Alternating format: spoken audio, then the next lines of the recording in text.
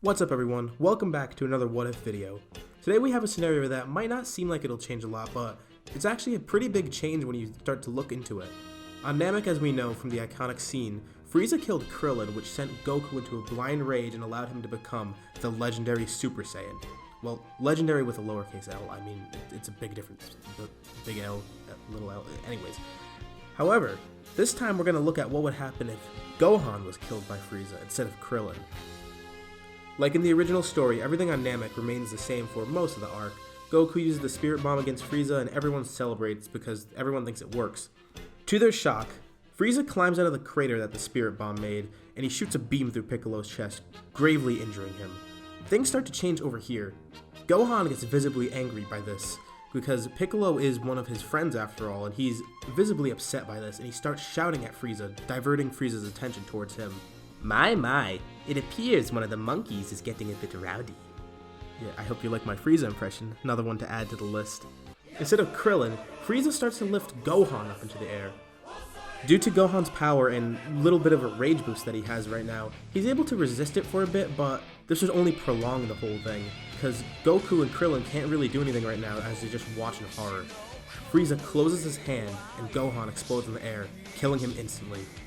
Krillin is in absolute disbelief, and he's horrified by what he just saw. But Goku's feeling a little bit different.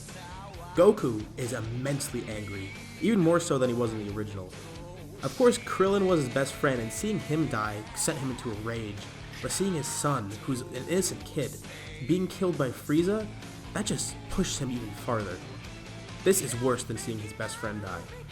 Goku's hair starts to glow as he violently twitches, and in a shorter time span than the original, Goku is able to turn into a Super Saiyan. Albeit due to his rage, he transforms in a more violent manner. Also due to his rage, he gets a little bit of a boost in power, which we'll get into a little bit later. Goku glares at Krillin and tells him to get Bulma and leave, and Krillin obliges right away. Seeing his friend look like that scared him more than anything. He looked animalistic rather than the Goku he knew. So Krillin grabs Piccolo and goes off to find Bulma like Gohan did, and they go to leave Namek. Since we have power levels at this point, we can still see the difference in power, and we can look at it through numbers. At this point in the story, Goku had a power of 150 million in his Super Saiyan form, while Frieza was at 120 million at 100% power. He was weaker than Goku in the original, so he didn't stand a chance even then, but this time Goku's power level is around 180 million, a 20% increase because of his heightened rage. Goku also decides not to show Frieza any mercy this time, also due to the rage. After Frieza deals the finishing blow to Namek, this only causes Goku to be angered even more. And in this story, the wish of everyone being moved to Earth happens, so Vegeta and the Namekians are alive on Earth like the original. Blinded by rage at the loss of his son, and of the eventual loss of Namek, and all the pointless lives that Frieza took, Goku quickly beats Frieza down and decides to kill him, with ease this time. Frieza is completely vaporized, and he's actually dead this time, so we don't have Mecha Frieza, which we'll get to a little bit later. Since he finished the battle quicker too, although not by much, Goku's able to find the ship and escapes into space before the planet explodes, instead of it being at the last second, so it's pretty clear that he survives this. The ship flies off to Yardrat as Namek explodes. On Earth, everyone of course is concerned. Gohan is dead, and everyone assumes Goku is as well, and this is especially bad for Krillin because, like when Goku died against Raditz, he's the one who has to break the news to Chi-Chi, and that's probably the worst part of all this for him. As we know though, Goku is on Yardrat, but Gohan is in a different place. Alongside Tien, Yamcha, and Chaozu, Gohan's in pretty good company, because he just made it past Snake Way all the way to King Kai's planet, and he's preparing to train there. So of course, like the original, everyone on Earth waits a couple of months for the Dragon Balls to reactivate, because they need to wait for the Namekian year to pass. During this time, however, on King Kai's planet, there's a little bit more strenuous training going on.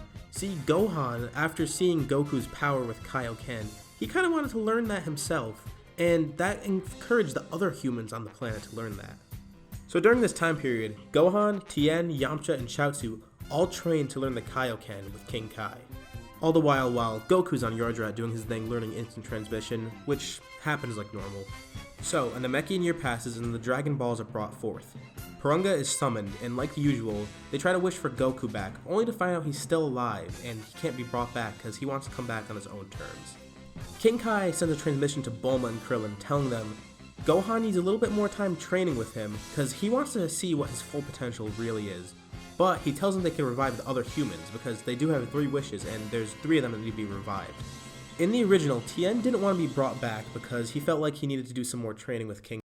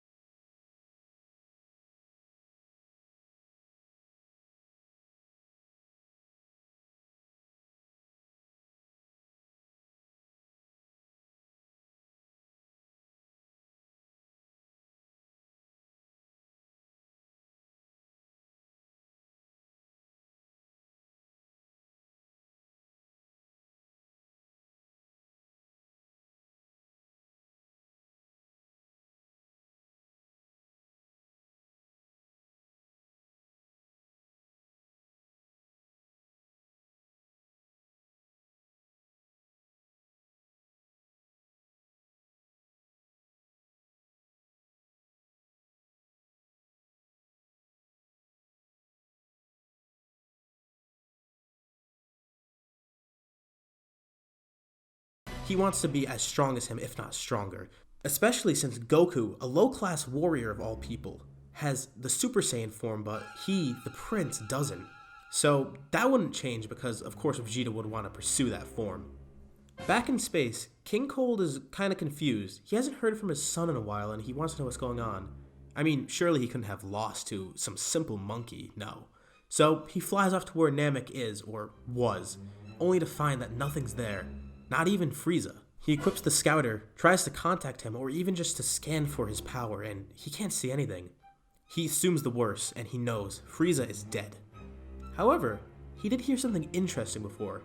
See, he still knows who Frieza fought. He knows it was a Saiyan known as Goku, and because of Vegeta traveling to Earth before, he knows that Goku lives on that planet. Although disappointed that his son lost to a Saiyan of all people, he's obviously still pretty angry, so he travels to Earth to enact his revenge. Time passes and everyone's still training. The humans want to boost their Kaioken, Vegeta's off on some planet training to become a Super Saiyan, Goku's on Yardrat, and Gohan, well, he's a little different. While he does have Kaioken, he knows about the Super Saiyan form too, and he wants to pursue that himself. He's angered that he wasn't able to protect himself last time. He could have avoided that death if he was a little bit stronger. That's why he wanted to learn Kaioken. He didn't want to be helpless anymore. For all he knows, they could have stopped Frieza earlier on if they just killed him right away if he had some sort of power boost like Kaioken or Super Saiyan. On King Kai's planet, he worked with King Kai to try to at least tap into the form. Of course, he wasn't able to do it at this point, but he was able to do it for a little bit. His hair turned gold, but he couldn't quite hold the form.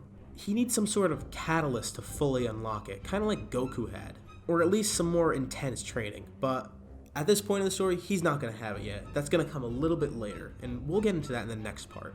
For now, he has his Kaioken, and similar to the humans, he's trying to improve that, because he does know he could push it farther, up to 20 times at least. One day during their training, they sense a huge power level coming in.